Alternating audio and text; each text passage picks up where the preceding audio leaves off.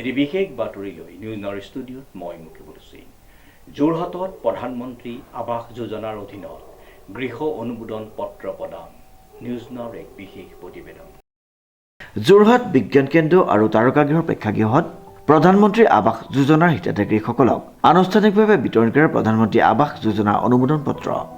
জনপ্ৰিয় মুখ্যমন্ত্ৰী ডক্টৰ হিমন্ত বিশ্ব শৰ্মাই ভাৰ্চুৱেল যোগে অনুষ্ঠানৰ শুভাৰম্ভ কৰাৰ পিছতেই যোৰহাটতো প্ৰদান কৰে অনুমোদন পত্ৰ। 47 জনৰ চেণ্ট্ৰেল ব্লকত পাইছে।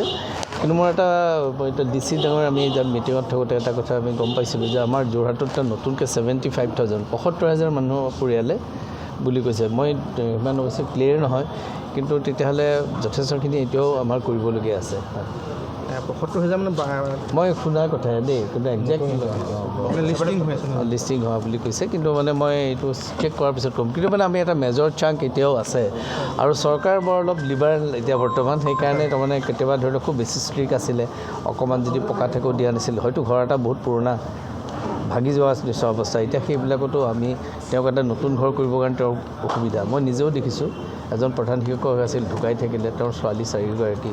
মই দেখিছোঁ গোটেই ঘৰটোৰ অৱস্থা বেয়া। মোৰ সমষ্টিত নহয়, এতিয়া বৰ্তমান নতুন টিয়কত, আগতে ডেৰগাঁও সমষ্টিত। সেই মানুহঘৰক আমি মানে কিবা এটা কৰি দিয়াৰ কাৰণে আমি কৰা নাই, কাৰণ সেই পকা অলপ আছে, টিং অলপ আছে। এতিয়া অন্তত এটা ভাল হ'ল, মাননীয় মুখ্যমন্ত্ৰীয়ে এটা ঠিক কৰিছে যে দুৰ্বল যিখিনি ঘৰ আছে, আমি সেইখিনি যিখিনি ভাগি যাব পাৰে, আমি সেইখিনিতো এটা এটা ঘৰ দিব পাৰিলে ভাল। আৰু এইটো তেনেকৈ হয়তো বোধ কৰোঁ সংখ্যাটো বাঢ়িছে। বিভাগীয় মন্ত্ৰীয়ে এটা কথা কৈছিলে, গোহালিবোৰ বোলে ফটো মাৰি দিছে। নহয়, এটা সময়তো এইটো হয়, পাবলগীয়া মানুহে পোৱা নাই। মই আজি মুকলিকৈ কৈছোঁ, এনেকুৱা দুখীয়া মানুহক দিয়াৰ ক্ষেত্ৰত আমি ৰাজনীতিৰ ঊৰ্ধত থাকি কাম কৰিব লাগে। দুখীয়া মানুহক যেতিয়া সহায় কৰোঁ, বাকীতো আমাৰ ৰাজনীতি থাকে, কিন্তু এতিয়া আমাৰ কি হয়, কেতিয়াবা আগতে মই নিজেও ইয়াত বহুত দিন বিধায়ক আছোঁ, মানে দেখোঁ যে দুখীয়া মানুহবিলাকৰ নাম ফটো নোলায়, যে পিছফালৰ পাকঘৰটোকে দেখুৱাই পেলাই তাত দিছে। এইবোৰ হৈছে, আৰু এইবিলাকত বৰকৈ লাগি থাকিলে ভাল কাম কৰিবলৈ নোৱাৰিগৈ। তাৰমানে এইবোৰ বৰ সৰু সৰু কথাৰ নিচিনা। কিন্তু মই এতিয়া বিচাৰোঁ পঞ্চায়তৰ আমাৰ যিহেতু এতিয়া বৰ্তমান ভাৰতীয় জনতা পাৰ্টীৰ গোটেইবিলাক পঞ্চায়ত আমি দখল কৰি যোৱা সমষ্টি, আমি তাত প্ৰত্যেকটোতে, আমি প্ৰতিটো খণ্ডতে আমাৰ কথা হৈছে যে দুখীয়া মানুহ যদি হয়, কোনো তেওঁৰ মত ধৰ্ম কি, তেওঁৰ কিবা মানে পাৰ্টিৰ এফিলিয়েশ্যন কি, এইবোৰ চাব নালাগে। তেওঁলোকক সকলোৰে নাম দিব লাগে আৰু কৰিব লাগে।